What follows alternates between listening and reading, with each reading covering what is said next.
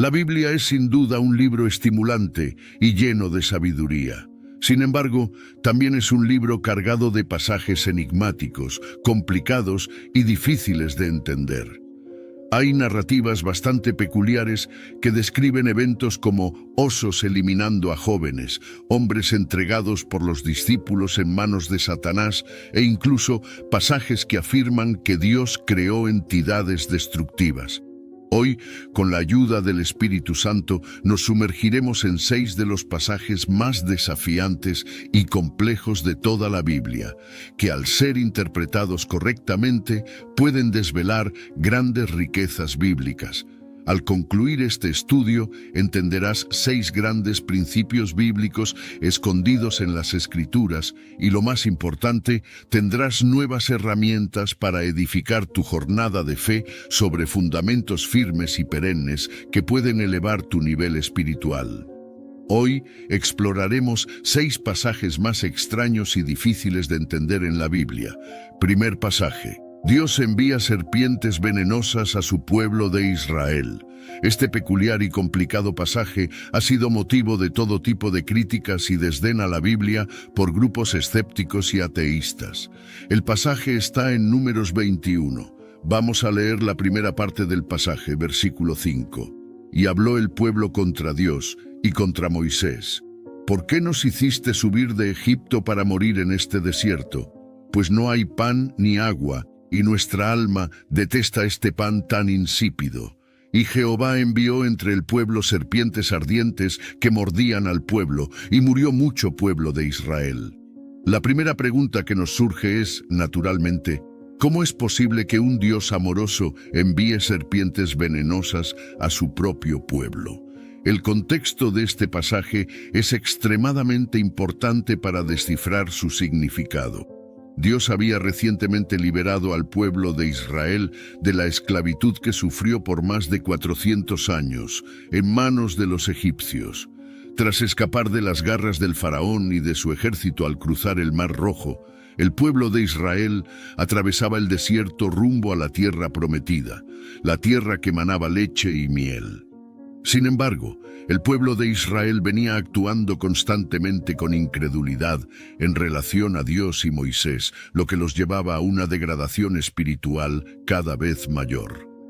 Aunque Dios había soportado pacientemente esa situación, las quejas se volvían cada vez más graves y pronunciadas, hasta llegar al punto de acusar al propio Dios de haberlos sacado de Egipto para matarlos, algo que claramente no era verdad. De hecho, la realidad era totalmente opuesta. Conforme Éxodo 13, 21, la presencia divina en forma de fuego y nube había estado protegiendo a su pueblo de todos los peligros del desierto, incluidos los enemigos y las serpientes venenosas. Pero los israelitas habían endurecido a tal punto que no comprendían que si estaban vivos era gracias a la protección y a la presencia de Dios sobre el campamento. La situación cada día se salía un poco más de control para Moisés y Aarón, de tal forma que era solo cuestión de tiempo para que el pueblo terminara rebelándose completamente contra Dios y decidiera volver a Egipto. Fue entonces en este punto que Dios decidió intervenir y mostrarles la realidad de la situación, permitiendo que sus palabras insensatas se convirtieran en realidad, retirando por un breve instante su escudo protector, con el cual miles de serpientes venenosas entraron en el campamento. Ahora bien, el pasaje deja claro que el objetivo no era destruir al pueblo, sino hacerles entrar en razón, dándoles una valiosa lección que les serviría no solo a ellos, sino a las generaciones futuras. El pueblo, al verse indefenso contra estas astutas y venenosas criaturas, se vio en la necesidad de pedir perdón por sus palabras y clamar por ayuda divina, la cual no tardó en llegar a través de una figura conocida como la serpiente de bronce. La lección fue tan valiosa e importante que Jesús la usó siglos después para referirse a su sacrificio en la cruz para el perdón de pecados. La lección que nos deja este pasaje es muy importante. Es solo gracias a la protección divina que el enemigo y la muerte permanecen lejos de nosotros. Muchas veces nosotros pecamos y ofendemos a Dios de diversas maneras, tal como hizo el pueblo de Israel, y a pesar de eso, Dios se mantuvo fiel sin retirar su escudo protector de nuestras vidas. Sin embargo, la paciencia y la bondad de Dios son cosas con las que no debemos jugar y menos desafiar. Lo mejor que podemos hacer es mantenernos cada día en una actitud de agradecimiento, recordando cómo Dios nos ha provisto y no nos ha abandonado ni siquiera en nuestros peores momentos. El salmista David, consciente de esto, se obligaba todos los días a recordar la bondad de Dios. El Salmo 103, versículo 2 declara: «Bendice, oh alma mía, a Jehová, y no olvides ninguno de sus beneficios». Pero si de instrumentos divinos extraños se trata, el pasaje que estás a punto de conocer es realmente impactante. ¿Has pensado alguna vez en cómo la Biblia puede ser desafiante y al mismo tiempo una fuente rica de enseñanzas? Al explorar estos pasajes complejos, es importante recordar que nuestra fe y entendimiento pueden crecer. Y, hablando de crecimiento, ¿qué tal si te suscribes al canal y dejas ese like como forma de apoyar nuestro trabajo? Vamos juntos a desvelar los misterios de las Escrituras. Y para asegurar ese corazoncito especial en los comentarios, di: «Busco sabiduría y entendimiento divino». Ahora que ya has comentado, vamos a continuar nuestra jornada de aprendizaje. Segundo pasaje: Dios originó al aniquilador. Nuestro segundo y arduo pasaje se encuentra en Isaías 54, versículo 16. Vamos a leer: «He aquí que yo he creado al herrero que sopla las brasas en la llama y que forja la herramienta para su trabajo, y yo formé al aniquilador para aniquilar». El pasaje, en su esencia, declara que Dios formó dos entidades bastante peculiares: el herrero que labora en las brasas de la llama y también una figura oscura llamada el aniquilador. A primera vista, no es complicado percibir la lógica de este pasaje. Entendemos que Dios, como una entidad soberana y omnipotente, posee el dominio absoluto sobre todas las cosas y todas las fuerzas del universo, tanto las fuerzas del bien como las fuerzas del mal. Sin embargo, lo verdaderamente peculiar del pasaje reside en el hecho de que Dios afirma haber creado un aniquilador. ¿Qué significa esta peculiar afirmación? ¿Cómo puede un Dios de amor haber hecho esto? Para entender adecuadamente este pasaje, es necesario comprender cómo funciona la creación de Dios. En la creación existen elementos que pueden ser beneficiosos o destructivos según las circunstancias. El sol, por ejemplo, derrite el hielo, pero endurece la arcilla. El fuego destruye fácilmente elementos frágiles como la paja, pero purifica elementos como el oro. La tierra puede germinar un hermoso árbol, pero a su vez se encarga de descomponer cuerpos muertos. Un perro puede ser el mejor amigo del hombre, pero puede ser un verdadero desastre para un ladrón que invade una propiedad. Las abejas producen la miel más sabrosa, pero también pueden matar con su veneno. En el ámbito espiritual ocurre exactamente igual. Los seres espirituales pueden ser de gran ayuda para nosotros, pero también pueden desempeñar funciones destructivas. El apóstol Pedro fue auxiliado a salir de la prisión por un ángel, conforme Hechos 12, versículo 7, pero los ángeles también pueden desempeñar propósitos de destrucción. En Egipto, por ejemplo, el ángel del Señor fue el encargado de ejecutar el juicio contra los egipcios. Ese mismo ángel fue el encargado de matar a 185.000 asirios. En la parábola del trigo y la cizaña, Jesús afirma en Mateo 13, versículo 41, que los ángeles serán los encargados de destruir a los malvados en el lago de fuego. Así, bajo este contexto, no resulta difícil entender que Dios haya creado seres con la capacidad de destruir. Sin embargo, el pasaje de Isaías 54, versículo 16, va un poco más allá y nos invita a reflexionar en cosas comunes, como un herrero y sus herramientas. Un herrero puede fabricar un martillo que puede cumplir varias funciones. El martillo puede ser usado para unir piezas de madera y hacer hermosas sillas, pero también puede servir para destruir ladrillos o construcciones defectuosas. Así, el mensaje en esencia que este pasaje quiere transmitir es que Dios puede crear seres o instrumentos capaces de edificar, pero también de destruir. Ahora bien, en el contexto profético de Israel, el aniquilador corresponde a la nación de Babilonia, una nación destinada a traer juicio sobre todas las naciones por causa de su maldad. Esta nación es descrita como el martillo de toda la tierra, conforme Jeremías 51, versículo 20. Pero lo realmente impactante es que este tipo de instrumentos, como el rey de Babilonia, cumplían un doble propósito. Por un lado, destruir a los malvados, pero por otro lado, servían para purificar y limpiar al pueblo de Dios, conforme pasajes como Jeremías 50, versículo 20.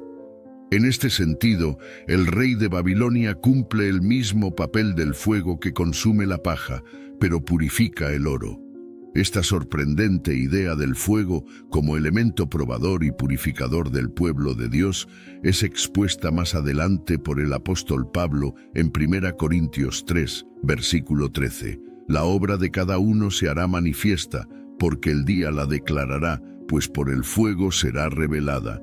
Y la obra de cada uno, cual sea, el fuego la probará. Si permanece la obra de alguien que sobreedificó, recibirá recompensa. Jesús también presentó esta idea en la parábola de los dos constructores en Mateo 7, donde usó el agua como símbolo de prueba de la firmeza de una edificación.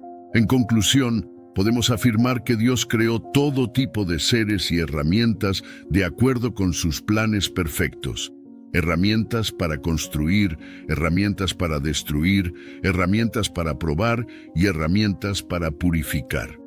Lo mejor que podemos hacer entonces es edificar nuestra vida con fundamentos sólidos y principios eternos, como la justicia, la fe y sobre todas las cosas, el amor, el cual es una especie de material indestructible, conforme Cantares 8, versículo 7.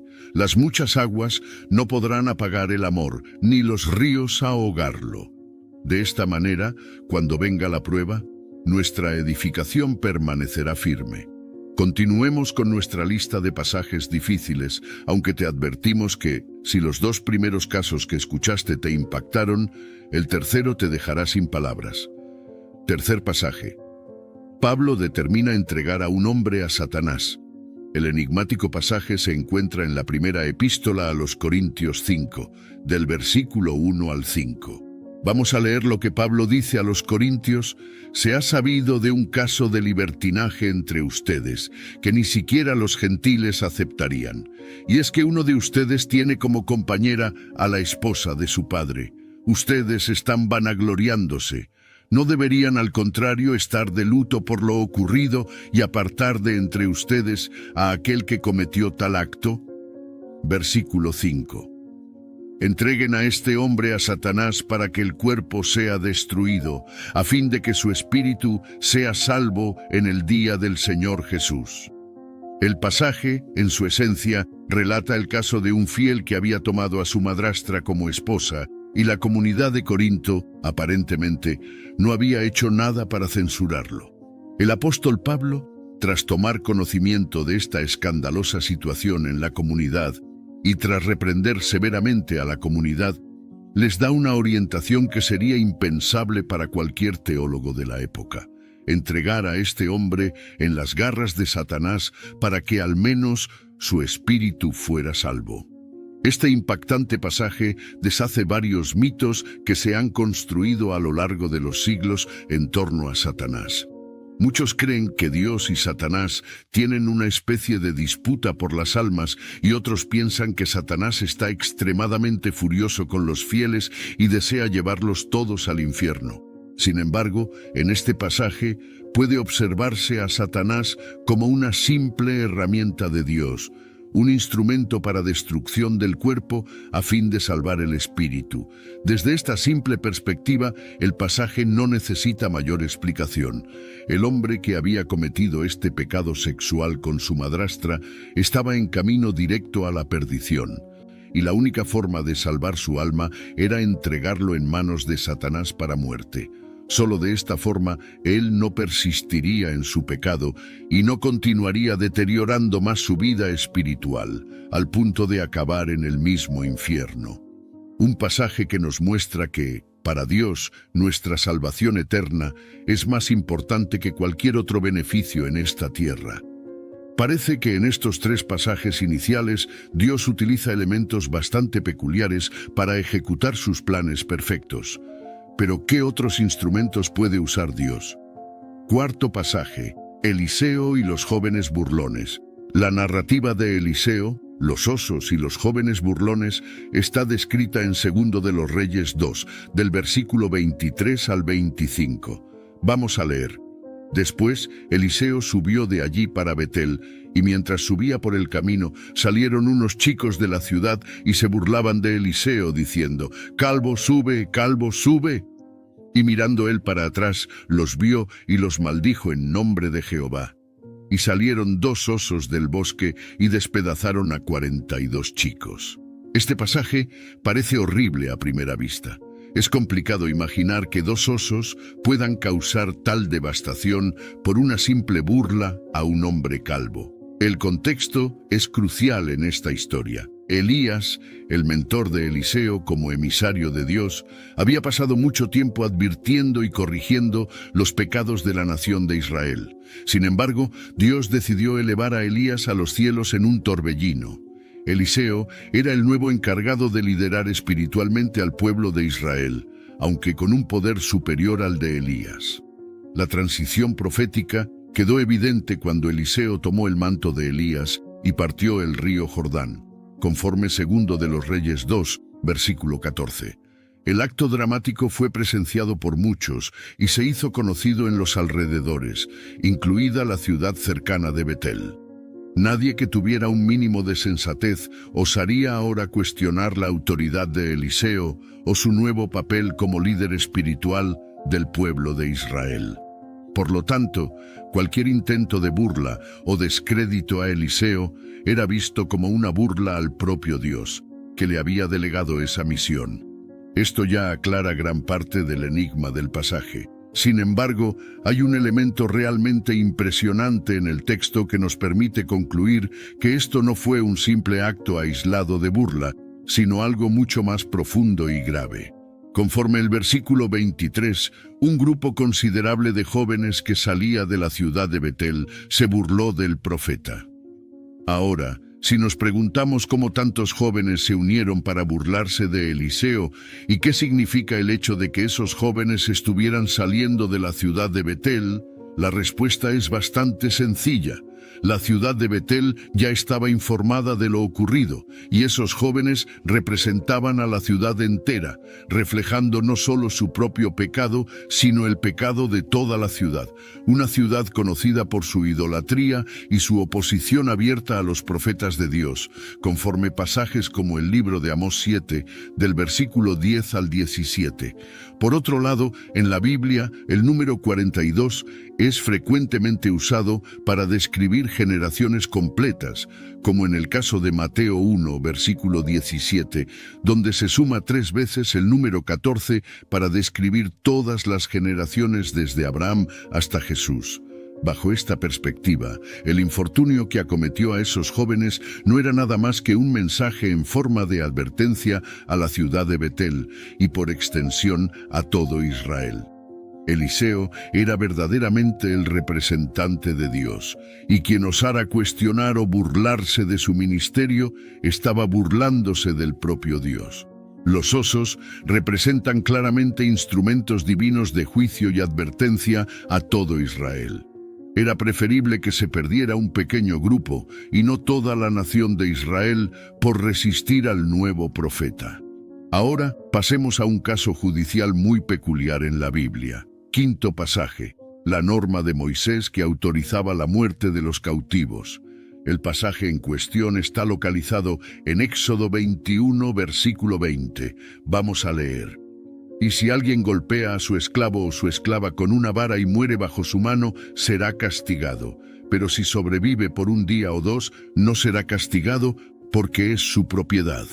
La primera pregunta que este pasaje nos provoca es claramente: ¿Por qué un Dios de amor y libertad parece tolerar e incluso respaldar la esclavitud y además el abuso de los esclavos? Primeramente, lo que necesitas entender sobre este pasaje es que la ley de Moisés, o ley mosaica, en muchas ocasiones, refleja las normas temporales que Dios decidió establecer en un mundo corrompido y dominado por el pecado y la muerte como consecuencia de la caída de Adán y Eva.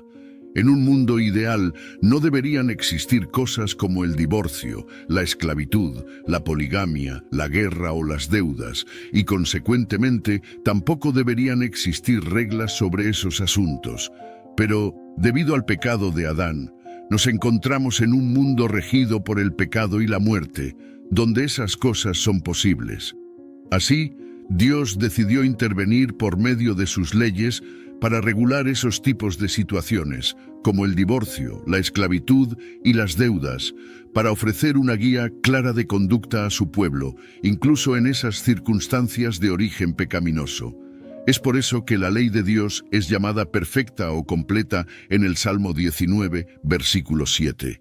Ahora, volviendo al pasaje de Éxodo 21, versículo 20, el primer aspecto que debemos considerar es que este pasaje no se aplicaba a ningún siervo israelita, ya que la ley prohibía esclavizar en servidumbre a los conciudadanos israelitas, conforme Levítico 25, versículo 39.